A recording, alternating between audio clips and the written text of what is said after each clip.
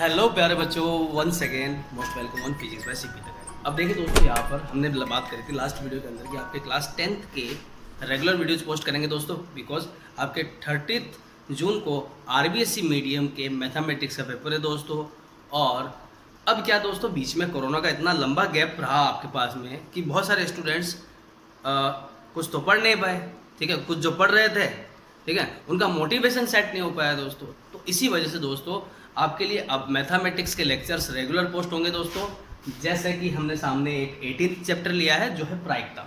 Means हमारा जो पूरा टारगेट है वो ऐसा है कि इजी चैप्टर से आपको स्टार्ट करना है ताकि आपका कॉन्फिडेंस बिल्डअप हो और आप अच्छे से अच्छे मार्क्स एग्जाम में ग्रो कर सको दोस्तों, ठीक है। तो हम 30 जून से पहले पहले दोस्तों आपके लगभग सभी चैप्टर कंप्लीट कर देंगे। डेली का एक लेक्चर पोस्ट किया जाएगा दोस्तों। दैट्स वाई चैनल को आप सब्सक्राइब कर लें जो नए व्यूअर्स हैं, और जो भी हमारे पुराने सब्सक्राइबर्स हैं वो बेल आइकन पर क्लिक कर दें। और साथ के साथ ही दोस्तों एक रेगुलर टाइम आपका सेट कर दिया जा रहा है। आपके जो लेक्चर हैं रेगुलर मैथमेटिक्स के लेक्चर सुबह 11 बजे पोस्ट होंगे और आप स्टडी करें दोस्तों, ठीक है। अब बात करते हैं हम चैप्टर की। चैप्टर है दोस्तों प्रायिकता। प्रायिकता एग्जाम में दोस्तों आपके 4 नंबर का आता है, ठीक है। वैसे ये बुक का सबसे लास्ट चैप्टर है, ठीक है, सड़क सुरक्षा से पहले आता है, जो टोटल 4 मार्क्स का है। Means chapter number 18। अब देखिए दोस्तों, इसके लिए इसको समझने से पहले हमारे को बहुत सारी शब्दावलियों को समझना पड़ेगा। जब तक वो शब्दावली आपको नहीं आएगी दोस्तों, आप हमेशा कंफ्यूज रहोगे कि क्या होने वाला है, क्या मान आना चाहिए। मीन्स पहले आपको सभी घटनाओं को समझना पड़ेगा, सभी स्थितियों को समझना पड़ेगा, उन शब्दावलियों को समझना पड़ेगा। अब जैसे बात करते हैं दोस्तों यादृच्छिक प्रयोग। यादृच्छिक प्रयोग ये होता है, यादृच्छिक मतलब ऐच्छिक। ऐच्छिक तो है परंतु बिना सोचे समझे। अगर सीधे शब्दों में इसका अगर हम मतलब जाने तो वो होता है बिना सोचे समझे किया गया प्रयोग। मीन्स यादृच्छिक प्रयोग क्या होता है दोस्तों, इसमें हमें परिणाम पता होते हैं पर यह पता नहीं होता कि निश्चित परिणाम क्या होने वाला है। जैसे कि हमने सिक्के को उछाला, सिक्के को उछालने के बाद में हेड आता है या टेल आता है। मीन्स चित भी आ सकता है और पलट भी आ सकता है। अब ये तो पता है आपको कि परिणाम क्या हो सकता है, परंतु आपको निश्चित परिणाम की कोई जानकारी नहीं होती है। ऐसे प्रयोग यादृच्छिक प्रयोग कहलाते हैं। अब बात करते हैं दोस्तों अभिप्रयोग एवं घटना। मीन्स आपने किसी भी जैसे पासे को उछाला, तो पासे को उछालने पर क्या क्या संभावित परिणाम हो सकते हैं, उन्हें हम अभिप्रयोग अथवा घटना कहते हैं, ठीक है दोस्तों। अब बात करते हैं हम सरल घटना की।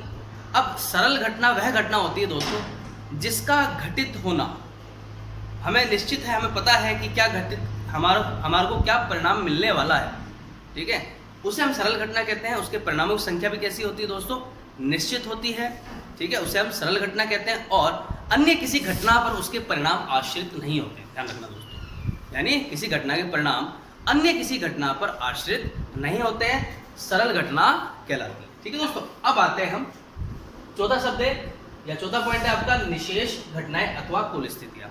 कहने का मतलब यह है दोस्तों कि जब आप पासे को उछालते हैं, कोई भी आपने एक ऑब्जेक्टिव लिया, पासे को उछाला, तो पासे को उछालने पर जो उसके कुल परिणाम होने वाले हैं या कुल स्थितियां हमें प्राप्त होने वाली है, उसी को हम निशेष घटनाएं या कुल स्थितियां कहते हैं। जैसे पासे को उछालना, तो पासे को उछालने पर हमें क्या प्राप्त होगा, 1 भी प्राप्त हो सकता है, 2 भी प्राप्त हो सकता है, 3 भी प्राप्त हो सकता है, 4 भी प्राप्त हो सकता है, 5 भी प्राप्त हो सकता है और 6 भी प्राप्त हो सकता है। तो ये सब क्या है, कुल स्थितियां हैं दोस्तों, ठीक है। इसे निशेष घटनाएं भी कहते हैं। अब बात करते हैं हम अनुकूल घटनाओं की। तो अनुकूल घटनाएं क्या होती है दोस्तों, कहने का मतलब है हमने पासे को उछाला, पासे को उछालने के बाद में ये कहा गया कि सम संख्या प्राप्त करने की घटना की प्रायिकता ज्ञात कीजिए। तो सबसे पहले आपको ये परिणाम निकालने पड़ेंगे कि हमें सम संख्या कब प्राप्त हो रही है। तो पासे को उछालने पर, जैसे आपने किसी डाइस को उछाला, पासे को उछाला, जिसपे 1 से लेकर 6 तक संख्या इंगित है, उनमें से सम संख्या आने के परिणाम कौन कौन से होंगे दोस्तों, जब पासे में 2 आए, जब पासे में 4 आए, जब पासे में 6 आए, ये 3 परिणाम हो सकते हैं दोस्तों। तो किसी भी घटना के जो अनुकूल परिणाम है, ठीक है, वो कितने हो जाएंगे दोस्तों, उससे संबंधित कितने अनुकूल परिणाम है। मीन्स पासे में सम संख्या आने के लिए कुल परिणामों की संख्या कितनी होगी, देखो कुल परिणाम तो होंगे 6, पर अनुकूल परिणाम कितने होंगे, सम संख्या वाले परिणाम कितने हैं, वो है 3, ठीक है दोस्तों। अब बात करते हैं हम स्वतंत्र घटनाएं। तो स्वतंत्र घटनाएं दोस्तों ऐसी घटनाओं को बोला जाता है जो अन्य किसी घटना पर निर्भर नहीं करती है। यानी कहने का मतलब हमने किसी पासे को उछाला, चलो हम सिक्के का एग्जांपल ले लेते हैं, पासा बहुत हो गया, अब आते हैं हम सिक्के पर। सिक्के को उछालने के बाद में हमें चित्त प्राप्त होता है। क्या प्राप्त होता है? चित्त प्राप्त होता है।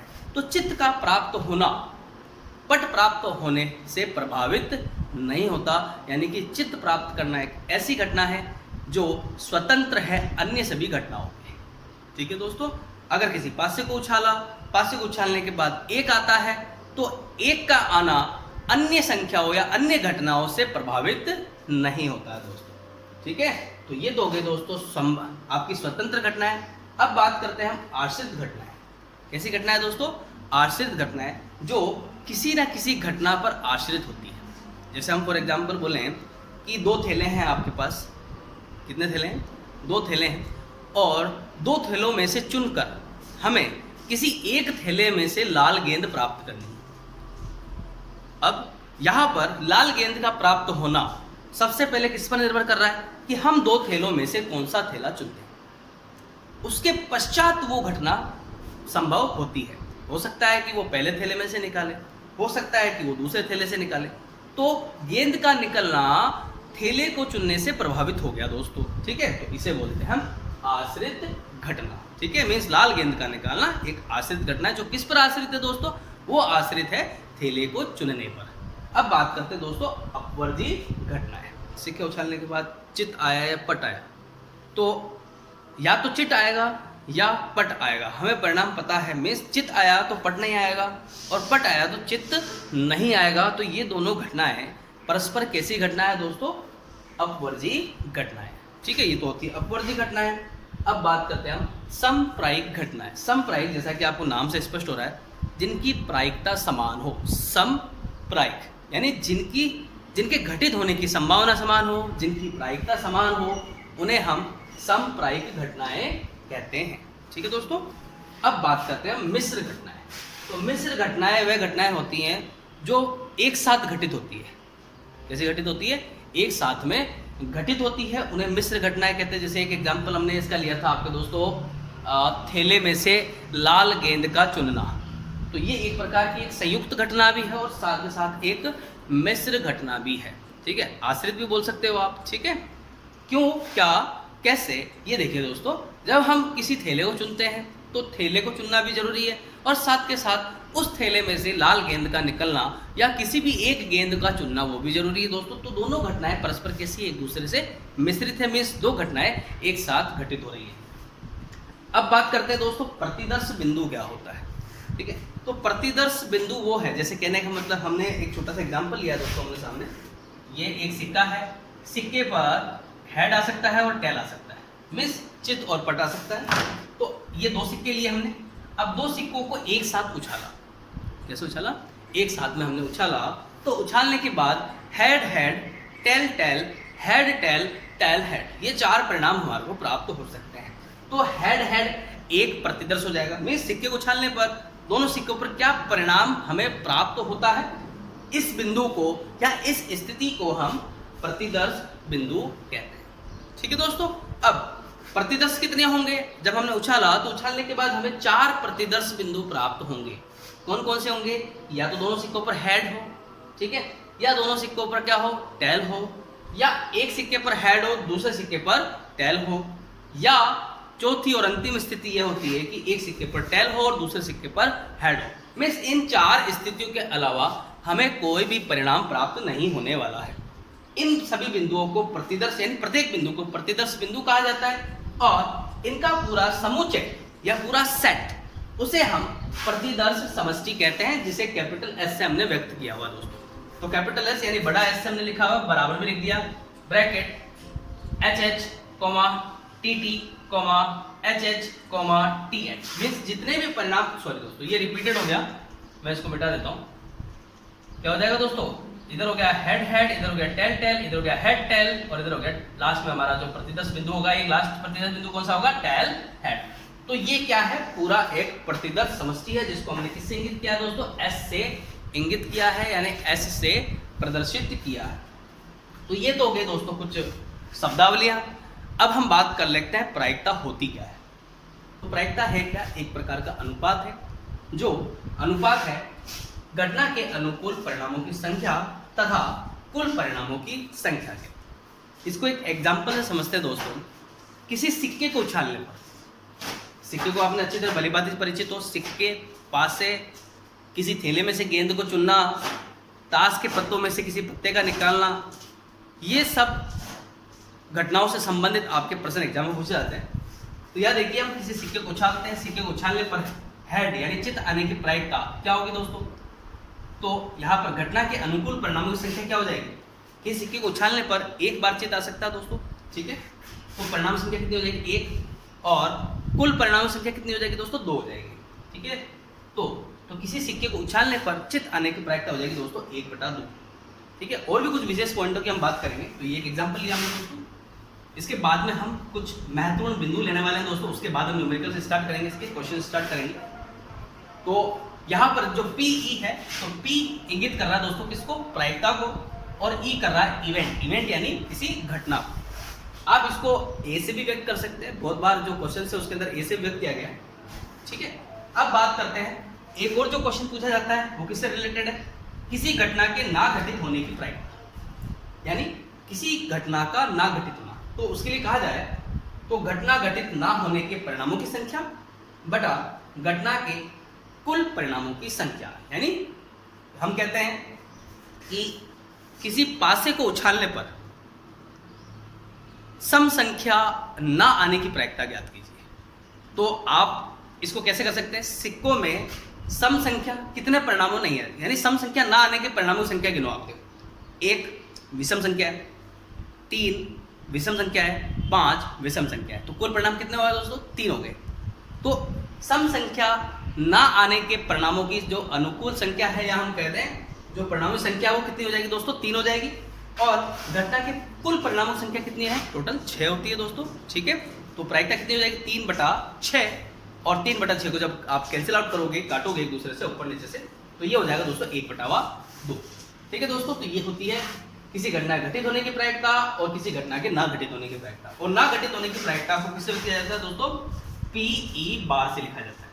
यदि मैं घटना के घटित होने की प्रायिकता को PA लिखता हूं, P ब्रैकेट A, तो घटना के ना घटित होने की प्रायिकता को हम किससे लिखेंगे दोस्तों? P ब्रैकेट A के ऊपर क्या लगा देंगे? बार लगा देंगे। समझ में आया दोस्तों? तो ये हो गया PE और PE बार। अब जो एग्जाम में एक महत्वपूर्ण प्रश्न जो पूछा जाता है, एक मार्क्स में मोस्टली ये क्वेश्चन पूछा जाता है, वो ये है कि किसी घटना के घटित होने की प्रायिकता तथा किसी घटना के ना घटित होने की प्रायिकता के मध्य क्या संबंध है। तो दोस्तों इनके मध्य जो संबंध है वो ये है, PE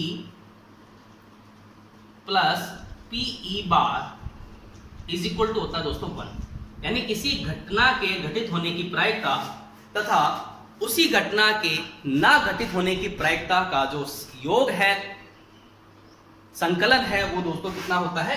1 के बराबर होता है। तो बहुत एक इजी संबंध है। इस संबंध की सहायता से हम, जैसे किसी घटना के घटित होने की अगर प्रायिकता दे रखी हो और किसी घटना के ना घटित होने की प्रायिकता हमें ज्ञात करनी है, तो दोस्तों आप इस सूत्र से ज्ञात कर सकते हैं। यानी कहने का मतलब क्या, दो एक छोटा सा एग्जांपल ले लेते हैं कि किसी घटना के घटित होने की प्रायिकता 0.2 है। कितनी है दोस्तों? 0.2। 0.2 क्या है? किसी घटना के घटित होने की प्रायिकता। तो किसी घटना के ना घटित होने की प्रायिकता क्या हो जाएगी दोस्तों? ध्यान से देखो, आपको जोड़ बाकी बहुत अच्छे से आने चाहिए। 0.2 में हम क्या जोड़ें कि 1 आ जाए, वो होगा दोस्तों 0.8, ठीक है। ऐसे समझ लो, या आप ऐसे भी कर सकते हैं कि PE bar is equal to 1 minus PE, ठीक है। तो 1 माइनस 0.2, अब आप जब 1 में से 0.2 घटाओगे दोस्तों, तो ये हमारे को प्राप्त होने वाला है 0.8। तो किसी घटना के घटित होने की प्रायिकता 0.2 है, तो उसी घटना के ना घटित होने की प्रायिकता कितनी है? 0.8 है। यानी ऐसे प्रश्न भी आपके एग्जाम में पूछे जाते हैं, ठीक है दोस्तों। ये तो हो गया कुछ इंपॉर्टेंट बात। अब आते हैं 13वें पॉइंट पे दोस्तों। तो 13वां पॉइंट लिख रखा दोस्तों, असंभव घटना, असंभव घटना की प्रायिकता, ठीक है। तो असंभव घटना की प्रायिकता को लिखा जाता है, जैसे हमने PE लिख दिया, तो ऐसी घटना जिसका घटना असंभव है, यानी कह दिया हमने कि एक पासे को उछालने पर, जिस पर 1 से लेकर 6 संख्या इंगित है, उसको उछालने पर 8 आने की प्रायिकता। अब सिक्के पर तो 1 से लेकर 6 लिखा है दोस्तों, तो क्या उस पर 8 आ सकता है? नहीं आ सकता दोस्तों। तो यह जो घटना है, यानी 8 आने की जो घटना है उसकी जो प्रायिकता होगी दोस्तों वो कितनी होगी, 0 होगी, यानी P इज इक्वल टू 0। अब बात करते हैं निश्चित घटना।